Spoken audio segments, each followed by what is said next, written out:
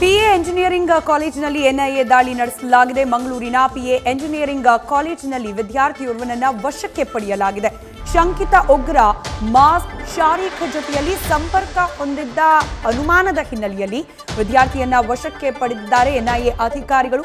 ತಾಜುದ್ದೀನ್ ಶೇಖ್ ವಿದ್ಯಾರ್ಥಿಯನ್ನ ವಶಕ್ಕೆ ಪಡೆಯಲಾಗಿರುವುದು. ಎನ್ಐಎ ವಶದಲ್ಲಿದ್ದಾನೆ ಸದ್ಯಕ್ಕೆ ತಾಜುದ್ದೀನ್ ಶೇಖ್. ಮೂಲತಃ ಉಡುಪಿ ಜಿಲ್ಲೆಯವನು ಈತ ಅನ್ನೋ ಮಾಹಿತಿ ಇದೆ.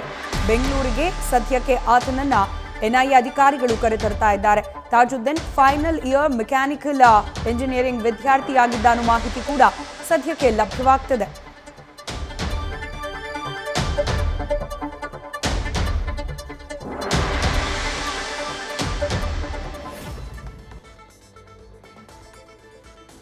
ಮಾಜ್ ಹಾಗೆ ಶಾರೀಖನ ಜೊತೆಗೆ ಸಂಪರ್ಕ ಇತ್ತು ಅನ್ನೋ ಶಂಕೆಯ ಆಧಾರದ ಮೇಲೆ ಎಂಜಿನಿಯರಿಂಗ್ ವಿದ್ಯಾರ್ಥಿಯೋರ್ವನನ್ನ ವಶಕ್ಕೆ ಪಡೆಯಲಾಗಿದೆ. ಎನ್ಐಎ ಅಧಿಕಾರಿಗಳು ತಾಜುದ್ದೀನ್ ಅನ್ನ ವಶಕ್ಕೆ ಪಡೆದಿದ್ದಾರೆ.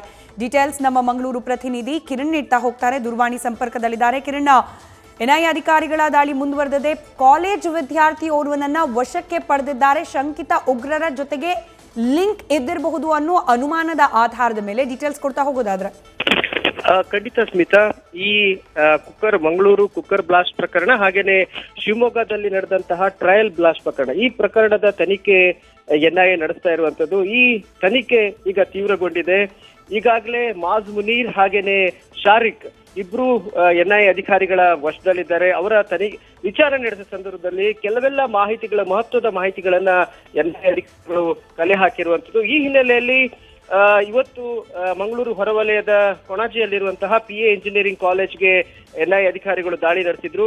ಒಂದು ಮಾಹಿತಿಯ ಪ್ರಕಾರ ಮುನೀರ್ ಮತ್ತು ಶಾರಿಕ್ನೊಟ್ಟಿಗೆ ನೇರ ಸಂಪರ್ಕದಲ್ಲಿದ್ದ ಒಬ್ಬ ವಿದ್ಯಾರ್ಥಿ ತಾಜುದ್ದೀನ್ ಶೇಖ್ ಎಂಬಾತನ ವಿಚಾರಣೆ ನಡೆಸಿದ್ದಾರೆ. ಆತ ಹಾಸ್ಟೆಲ್ ಅಲ್ಲಿದ್ದ.